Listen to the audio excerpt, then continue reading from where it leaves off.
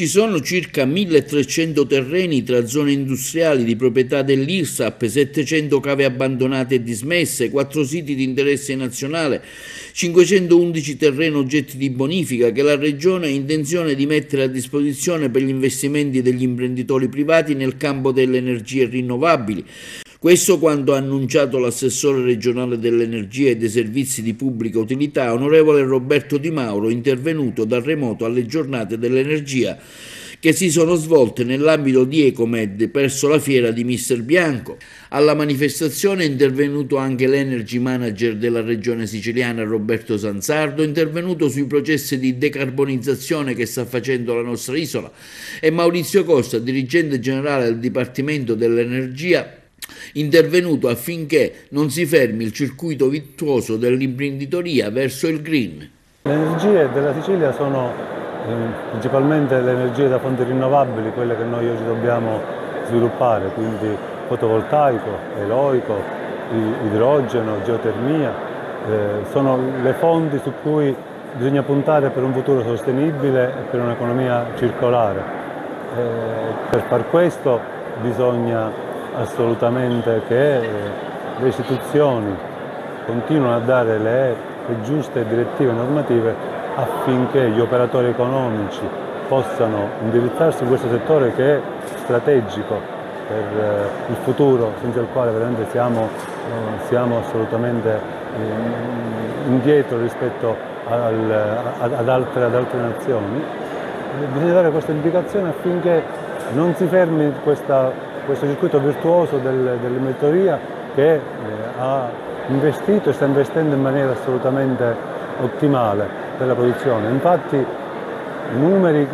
danno ragione a questo sviluppo.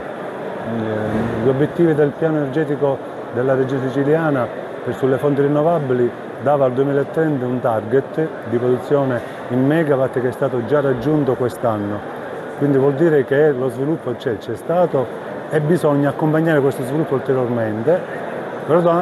dando anche delle direttive e a volte dei limiti, perché lo sviluppo magari si è concentrato maggiormente in alcuni siti dove c'è appunto una maggior presenza di impiantistica fotovoltaica o di eolico per esempio. Quindi con queste direttive che stiamo emanando cerchiamo di distribuire meglio nel territorio queste impiantistiche affinché non ci siano appunto le concentrazioni, non ci siano perdite economiche relative all'agricolo che deve essere tutelato e garantito, e quindi dobbiamo in questa economia circolare appunto equilibrare, uniformare le esigenze del privato, del pubblico e dell'ambiente. Gli obiettivi, come dicevo, sono questi: uniformizzare e regolamentare soprattutto le norme sul fotovoltaico. Gli obiettivi sono sviluppare ulteriormente la fornitura di idrogeno verde. Infatti i bandi che sono stati emessi recentemente e saranno emessi nel prossimo futuro privilegieranno queste risorse. Stiamo accompagnando i gestori delle linee di trasporto di energia elettrica a implementare per realizzare le reti di trasporto e di connessione, perché tutta l'impiantistica che viene prodotta con gli impianti locali fotovoltaico ed eolico hanno necessità delle autostrade energetiche che sono quelle prodotte da Terna. Quindi anche lì stiamo cercando di mettere in campo tutte le risorse strumentali e di risorse dei nostri uffici per poter ben arrivare presto all'autorizzazione, perché senza queste connessioni lo sviluppo si ferma, per evitare che, appunto, che la produzione di energia non venga veicolata, non venga utilizzata al 100%. Gli obiettivi che vogliamo raggiungere sono già individuati soprattutto nelle linee di finanziamento e nei bandi che con i fondi IPOFERS abbiamo messo in campo. Per esempio stiamo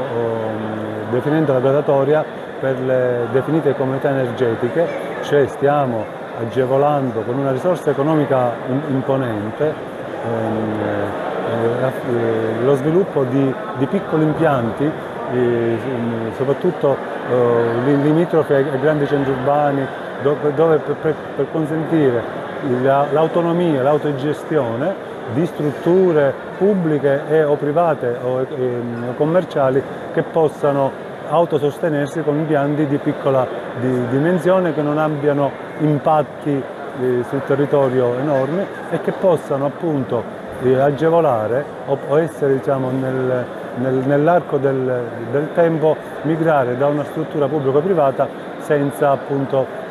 privilegiare uno o l'altro. Appunto, comunità al bisogno, quindi nelle punte o nelle necessità bisogna privilegiare in queste comunità la struttura che ha più bisogno di energia in quel momento. La Regione Siciliana è all'interno della manifestazione Ecomed, che è una fiera del settore, presente con le giornate dell'energia, che sono un momento di divulgazione del percorso che sta facendo l'amministrazione regionale verso la decarbonizzazione dei processi produttivi nella regione siciliana e dei consumi in generale. È una manifestazione alla quale noi aderiamo oramai da 5 anni, portando appunto le esperienze che la regione sta facendo e tutto ciò che promuove in questo senso. Quest'anno particolarmente ci occuperemo di idrogeno e domani inauguriamo un organismo importante, si chiama l'Osservatorio sull'idrogeno, che accompagnerà l'amministrazione nelle scelte che farà poi su questo importante vettore energetico, sul quale l'Europa punta e sul quale la Regione Siciliana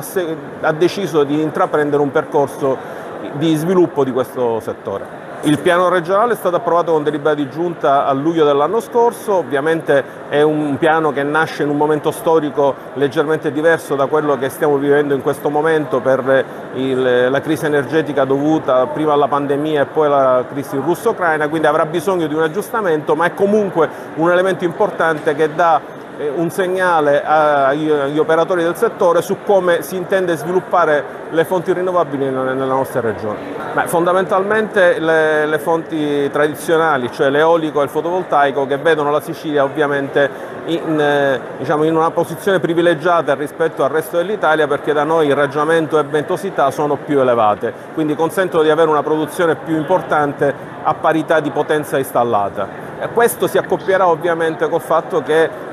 seguiremo il processo per utilizzare questa energia con gli elettrolizzatori che ci consentiranno di avere idrogeno verde da utilizzare per la decarbonizzazione di quelle imprese che in Sicilia hanno un peso importante, che sono il petrolchimico e le acciaierie, che usano già adesso idrogeno, ma usano un idrogeno che viene derivato dal metano, quindi che produce importanti emissioni di CO2. In questo modo ridurremo le emissioni di CO2 dell'industria siciliana. Ci sono delle risorse importanti che sono già state messe in campo con il Piano Nazionale di Ripresa e Resilienza. Ci sono 2 bandi in corso, uno si è concluso a febbraio di quest'anno, direttamente portato avanti dalla Regione Siciliana, che ha un investimento di 40 milioni, e adesso ce n'è uno in corso direttamente del Ministero sull'hard to abate, cioè quelle imprese difficili da abbattere come consumi, che è in corso la finestra ancora non si è chiusa e la sta gestendo direttamente il Ministero dell'Energia e della Sicurezza Energetica. Dopodiché ci sono le risorse del PioFest 21-27 che ancora ovviamente devono essere messe in campo, perché è stato approvato a Bruxelles recentemente il piano. Ma io mi auguro che il processo che abbiamo iniziato non venga interrotto e che quindi potremo utilizzare sempre più energia verde